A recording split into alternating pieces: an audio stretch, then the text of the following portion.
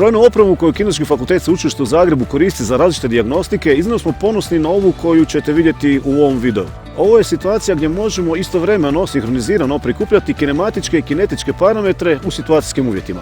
To je posebno važno u alpskom skijanju. Ovo je po prvi puta da se na istom mjestu mogu uzeti parametri koji opisuju položaj tijela i istovremenu distribuciju sile tijekom izvođenja različitih zavoja u brojnim različitim disciplinama natjecateljskog skijanja.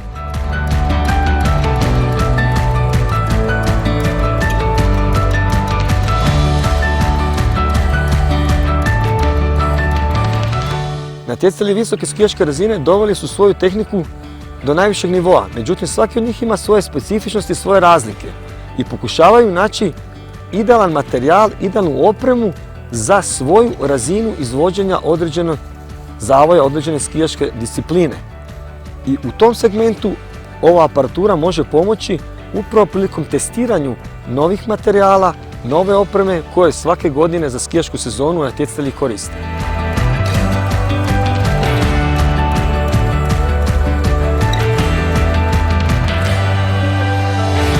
U osobnom natjecateljskom iskustvu ove dijagnostičke metode bi bile od iznimne važnosti zbog određivanja kvalitetnog položaja i tehnike na snijegu.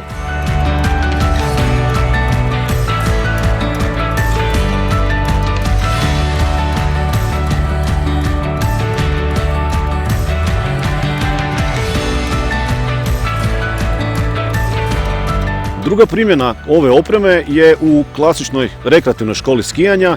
Analizirali smo sve elemente tehnike škole skijanja koristeći također ovu dijagnostičku opremu koja nam daje uvid u položaj tijela prilikom izvođenja pojedinih elemenata tehnike, istovremeno sa distribucijom sile koja se događa za vrijeme izvođenja zavoja.